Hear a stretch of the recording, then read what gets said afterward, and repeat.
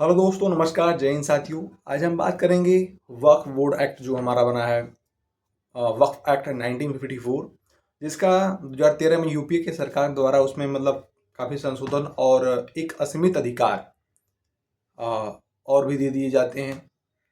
तो बात चल रही इसमें हाल ही में कहा जा रहा है कि सर जब भी अ, एक संशोधन एक वक्फ पुनर्गठन एक्ट या कुछ संशोधन में परिवर्तन करके एक नया उसी पे एक संशोधन पेश होगा, तो बहुत लोग इसका विरोध कर रहे हैं।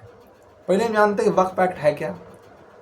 वक्फ एक ऐसी व्यवस्था है जहाँ पे धार्मिक मुस्लिम लोगों को उसमें धार्मिक जो प्रॉपर्टी थी उसका प्रबंधन से जुड़ा ये एक्ट है।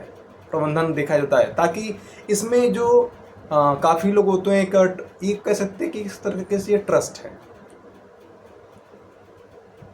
इसको सरकार ने बनाया था और इसमें ये होता है कि बहुत से लोग अपने जो ज़मीनें हैं एक चैरिटी के रूप में मदद के लिए लोगों के लिए अपनी प्रॉपर्टी दान करते हैं,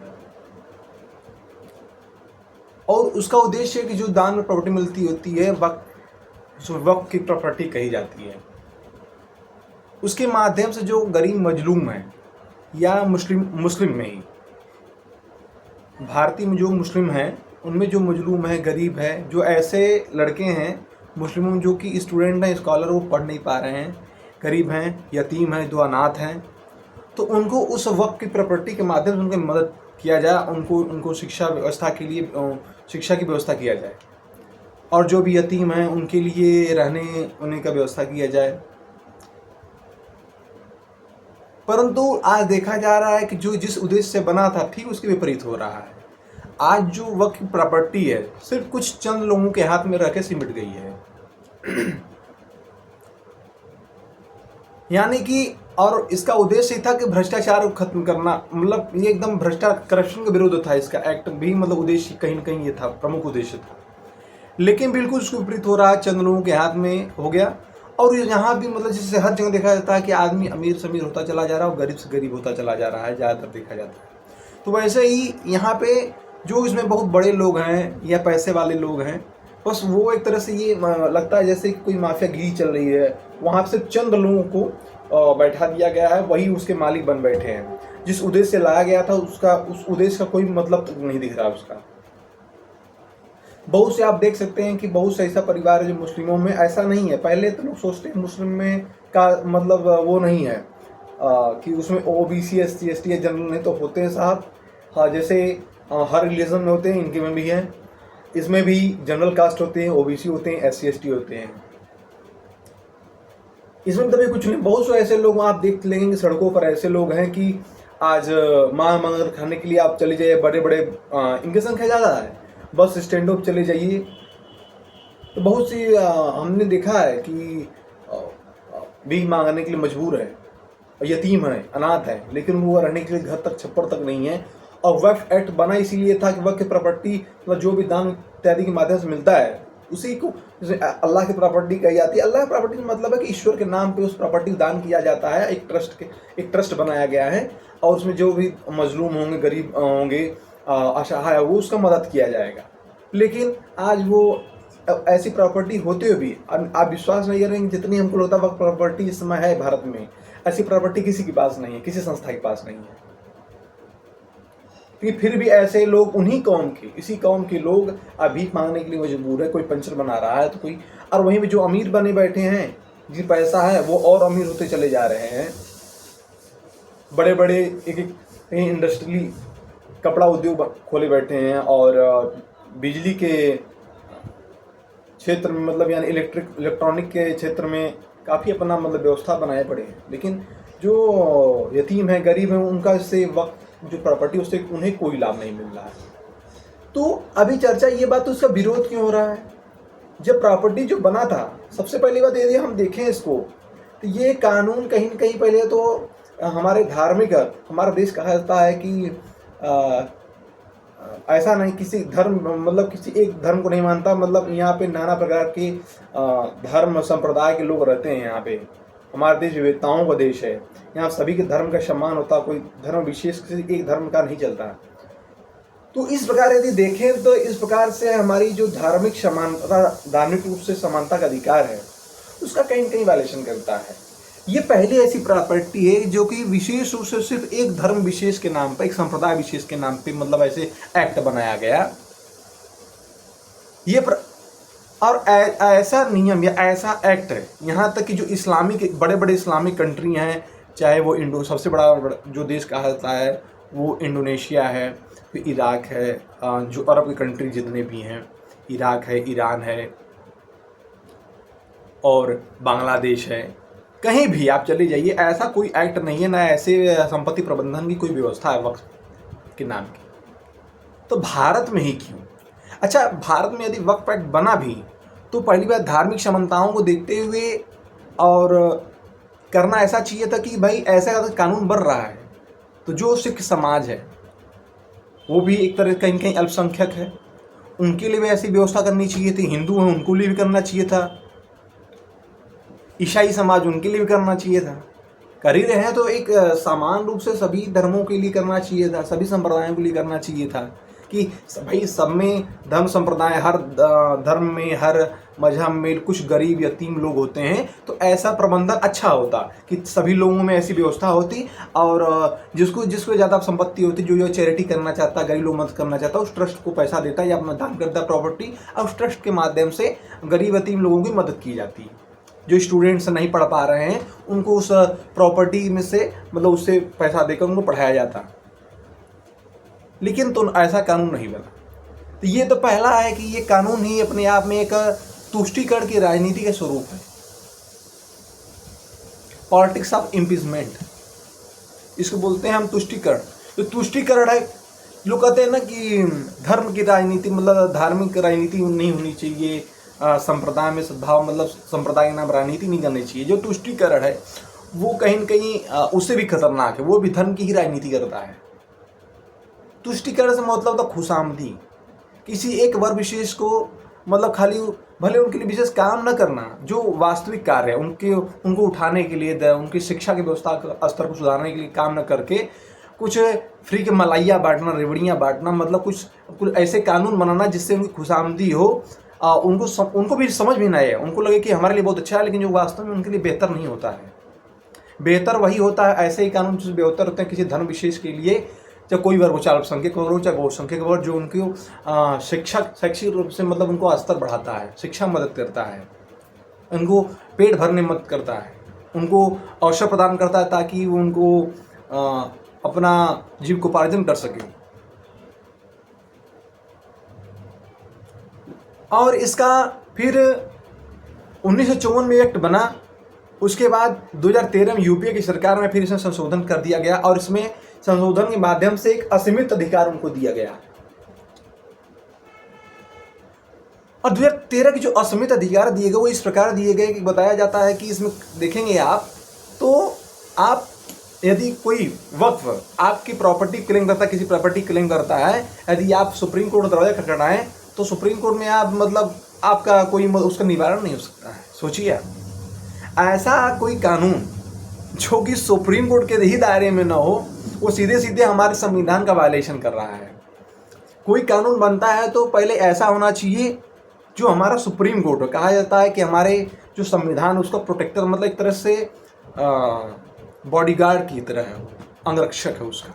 संविधान की रक्षा कौन करता है? Supreme court. देखेंगे कभी अभी हमारे यहाँ तीनों जो हमारे कानून बने थे, चाहे वो सही या गलत, जो किसानों से जुड़े कानून थे, जिसको किसानों के भारी विरोध के बाद इसको रोक लगाना पड़ा। और तो कहीं न कहीं जब कोई हमारे अधिकारों का हनन होता है, हमारे मौलिक अधिकारों, तो हम कहाँ जाते हैं? आर्टिकल 32 के तहत हम सुप्रीम कोर्ट जाते हैं और आर्टिकल 226 के तहत हम हाई कोर्ट का दरवाजा खटखटाते हैं। लेकिन यहाँ पे मामला उल्टा है, हम सुप्रीम कोर्ट नहीं जा सकते।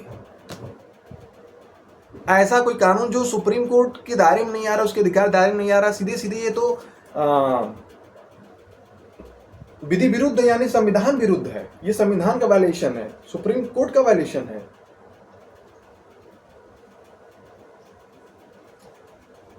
कोई भी कानून बनता है तो एक बार उस पर सुप्रीम कोर्ट रुक कर सकती है, सुप्रीम कोर्ट उसको देखने या उसका पुनरीक्षण करने का अधिकार होता है सुप्रीम कोर्ट को। लेकिन यहाँ पे ऐसे असीमित, अब सोचने का विषय है कि जब ये एक्ट बन तो गया ठीक है, लेकिन 2013 में इसमें ऐसे असीमित अधिकार देने की आवश्यकता क्या थी?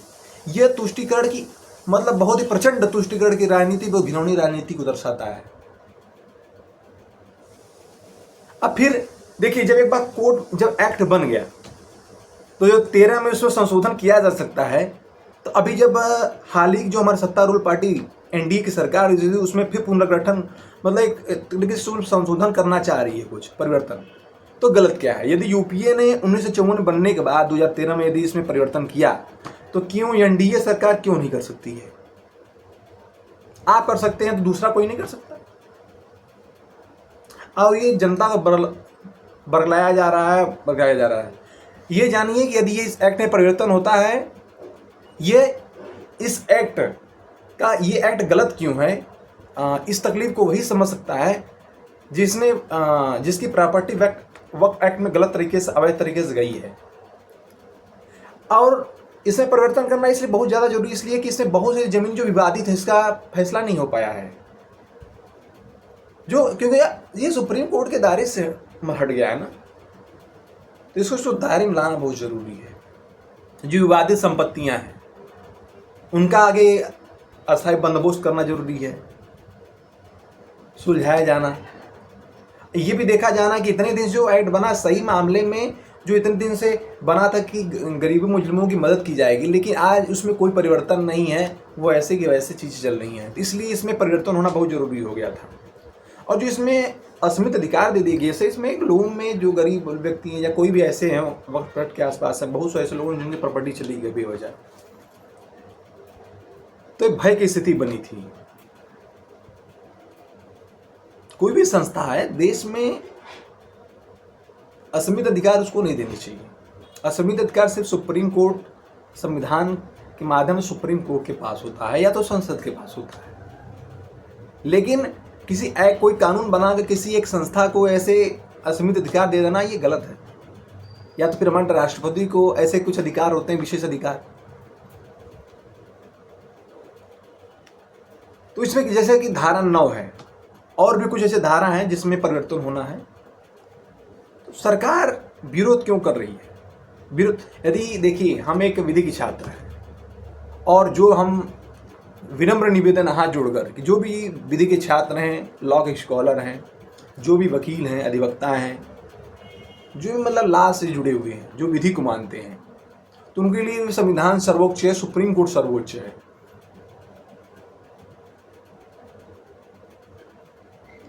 तो उनको खुलकर चाहे सोशल मीडिया के माध्यम से और जमीन पर भी आकर, प्रैक्टिकल धरातल पर आकर सरकार के इस कदम का सपोर्ट करना चाहिए। और ये जरूरी था। ये कई वर्षों से ये मांग चल रही थी कि वक्फ एक्ट में जो ये 2013 में असीमित अधिकार दे दिए गए, इस असीमित अधिकार को इसमें कतरना जरूरी था। और खास कर जब हम एक विधि के छात्र हैं और एक लॉ के स्टूडेंट के रूप में हम देखते हैं विधि रूप में, तो निसंदेह आप किसी पार्टी को सपोर्ट करते हो बात अलग है, लेकिन जब हम वक्फ एक्ट को देखते हैं, इसमें परिवर्तन की बात करते हैं, तो एक विधि के छात्र होने के नाते हम सभी दायित्व बनता कि इसको सपोर्ट करें निष्पक्ष होकर सरकार के इस कदम को। सच तो ये है कि जब हम विधि के छात्र हैं और पढ़ाई के दौरान जब हम लॉ विषय पढ़ते हैं, तो बहुत से किसी भी कॉलेज या कोचिंग संस्थान में कुछ इस प्रकार के ये कानून ही ऐसा है, हो सकता है लोग भड़क जाएं पूरा पढ़ लें तो पूरे कॉलेजों में या संस्थाओं में पूरी तरीके खुलकर इस एक्ट को पढ़ाया ही नहीं जाता। बहुत संस्थान इसको टच भी नहीं किया जाता, बस वक्फ एक्ट हम लोग सुनते रहते हैं। रियलिटी मानिए, जो भी लॉ का स्टूडेंट है एक बार अपने पूरी तरीके से वक्फ एक्ट पढ़े जरूर, तब आपको सच्चाई का पता चलेगा। अब कहीं कहीं कुछ ही संस्थाओं में, कोचिंगों में, विद्यालयों में पढ़ाया भी जाता है। बहुत कम ही लोग जो वक्फ एक्ट को पढ़ाते हैं, पढ़ाया जाता है तो लाम लगा मतलब बहुत ही शॉर्टकट में पढ़ा दिया जाता है और ख़त्म कर दिया जाता है, जिससे आपको सच्चाई और वास्तविकता का पता नहीं चलता। एक विधि के छात्र में जब विधि के छात्र हैं तो आपका हमारा दायित्व बनता है कि वक्त जो भी एक्ट बनता है या समाज से जुड़ा कोई कानून है, मुख्य कानून है, उसको हम जरूर पढ़ें, उसके बारे में जानें। और ये संस्थाओं का जो भी विदेश जुड़े संस्थाएं हैं उनका भी ये दायित्व है, कोचिंग विश्वविद्यालय कॉलेज की, वो इसको पढ़ाएं। और सारा विरोध खाली सिर्फ इसलिए हो रहा है कि बस कहीं न कहीं जो तुष्टीकरण की राजनीति इनको करनी है। अगर इसे को बदलाव कर दिया जाएगा तो उनका हक मार दिया जा रहा है। अरे हक कहाँ से मार दिया जा रहा है यार? जयाद 1954 में कानून बनने के बाद 2013 में परिवर्तन कर सकते हैं, तो और कोई परिवर्तन क्यों नहीं कर सकता? जरूरत देखिए, जो भी कानून होते हैं, जो बीच में संविधान बनने के बाद जो भी छोटे छोटे कानून बनते हैं बीच में, तो जो कानून होता है हमेशा वो आप समय और परिस्थिति को देख के बनाया जाता है। बहुत सी ऐसी चीज़ें होंगी जो उस समय जरूरी नहीं होंगी, आज जरूरी नहीं है। तो ऐसे क्या है, जो किसी कानून में समय परिस्थिति के साथ उसमें उसका पुनरीक्षण नहीं किया जाता है, उसमें संशोधन नहीं किया जाता है समय परिस्थिति के अनुसार, तो वो रूढ़ ही हो जाता है और किसी काम का नहीं होता, बल्कि देश में एक अराजक माहौल पैदा करता है। तो इसलिए जो भी कानून बनते हैं उसका पुनरीक्षण होना बहुत ज़रूरी है। और उसमें उसके माध्यम से यदि लगता है कि उसमें कुछ समय परिस्थिति के अनुसार उसमें दोष है या कमी है, कुछ ऐसा प्रावधान लागू किया गया था उस समय के अनुसार सही था, पर इस समय के अनुसार वो गलत है, किसी के अधिकारों को वायलेशन कर रहा है, तो उसमें परिवर्तन होना बहुत ज़रूरी है। तो आपसे विनम्र निवेदन है कि एक विधिक छात्र होने के नाते सभी लोग सोशल मीडिया के माध्यम से और धरातल पर भी जब हम कोर्ट जा रहे हैं तो वहाँ पे भी इस कोर्ट सरकार की इस पहल का हम सम्मान करें और उसमें परिवर्तन होने दें। यह और सबसे बड़ी बात कि जो ये वक्फ एक्ट बना था, इसमें आप देखिए जब हम इक्वलिटी की बात करते हैं, आज हम बात करते हैं कि पहले कहा आज तक देश हमारा पुरुष प्रधान है, मतलब कि महिलाओं को मतलब कहीं न कहीं उनके महिलाओं के साथ ज़्यादा शोषण होता था, लेकिन आज इक्वलिटी का संविधान लागू होने के बाद महिलाओं का भी रोल काफ़ी बड़ा है। आज जहाँ हमारी देश की बेटियाँ देश के लिए मेडल ला रही हैं ओलंपिक्स में जाकर हर जगह, तो लेकिन वहीं पे जब वक्फ एक्ट जैसे एक्ट में देखते हैं, वक्फ जैसे प्रॉपर्टी एक्ट में देखते हैं, तो वहाँ पे महिलाओं को जो रोल वो शून्य है। जैसे आप देख सकते हैं कि हमारे यहाँ मंदिरों में, हमारे यहाँ चाहे आदमी हो, पुरुष या महिला, सभी लोग जाते हैं, सभी का अधिकार है। कई ऐसे केसेस भी आए जहाँ पे महिलाओं का रोक था, तो वहाँ पे सुप्रीम कोर्ट के माध्यम से उन्हें अधिकार दिया गया ताकि वो भी पूजा पाठ कर सकें जाके। लेकिन वहाँ देखिए आप कि जब नमाज पढ़ने की बात आती है, लोग नमाज अदा करते हैं मस्जिदों में, लेकिन महिलाएं वहाँ एक महिलाएं नहीं दिखती हैं। ऐसा क्यों? ये गलत है, ये उनके साथ भेदभाव है। ये इसमें इस भेदभाव दूर कौन कर सकता है? हमारा देश का संसद का ये दायित्व है, संसद और सुप्रीम कोर्ट। ये कह देना कि हमारा पर्सनल है, ये पर्सनल से ऐसा कुछ नहीं होता है। देश का संविधान सर्वोच्च है और देश का संसद सर्वोच्च है।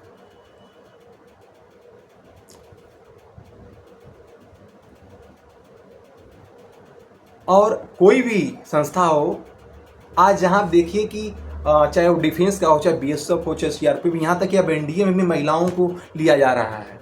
और ऐसी संस्थाओं में, धार्मिक मामलों में आप महिलाओं को पीछे रखना, ये तो महिलाओं एकदम बिल्कुल शोषण है। ये जहाँ पे एक तरफ हमारा संविधान शोषण के विरुद्ध अधिकार प्रदान करता है और यहाँ पे महिलाओं के साथ भेदभाव किया जा रहा है। इक्वलिटी, समानता का अधिकार हमारे देश में दिया गया है लोगों को, चाहे महिला पुरुष सभी को दिया जाता है, लेकिन यहाँ पे गलत है। महिलाओं का रोल शून्य है। जो उसमें महिलाओं का रोल मतलब जो भी वक्फ प्रॉपर्टी है उसमें जो उसको देखरेख करने के लिए जो भी लोग उसमें बैठाए जाते हैं, रखे जाते हैं, आप देखेंगे तो महिलाएं उसमें कहीं नजर ही नहीं आती। तो इसलिए इसमें परिवर्तन करना बहुत जरूरी है भाई। महिलाएं देश के, आज हमारे देश की राष्ट्रपति द्रौपदी मुर्मू जो हमारे देश के आदिवासी समाज से आती हैं, जो कि कहा जाता है कि किस एक बहुत ही